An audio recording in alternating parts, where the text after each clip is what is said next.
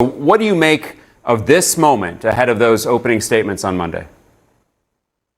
There's going to be a lot of focus on this trial worldwide because it is a unique situation, and the government is going to lay out its case. As you said, there will be opening statements, and the government will paint a picture of behavior that it thinks is criminal. So that's what Mr. Trump is in for, and the world is waiting to hear that story because while we think we know it, the prosecutors will have facts we don't know. It's very unusual to have an anonymous jury. That happened during Watergate at some of the big trials. They were sequestered juries that were really anonymous and remained anonymous for decades. Only a few who wanted to be identified ever came forward. So it is a new tension for them.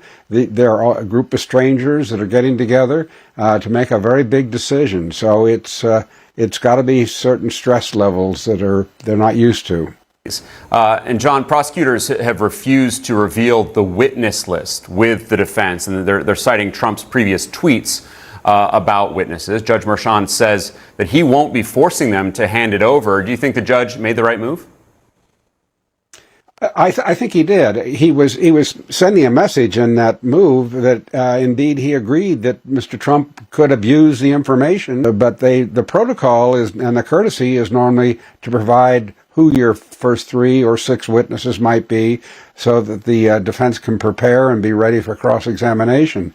Because of Trump's tweets, because his effort to influence the proceedings through out-of-court statements, he has put them as potential targets. So they want to be very careful, and the government is exercising its right not to be courteous because Trump is not paying that favor back. There is this major question hanging over all this, whether the former president will take the stand. If you were advising him, would you tell him to? It's very unusual for a defendant to take the stand because, particularly in a situation like Donald Trump, where he is known to be a terrible witness. His depositions are bad. His few court appearances have been disasters. It would just be almost inconceivable that he do so. And very high theater should he choose to.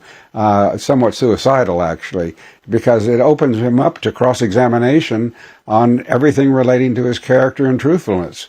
And we know he's pretty vulnerable in that area. Well, one thing is certain, it is going to be a remarkable and historic week.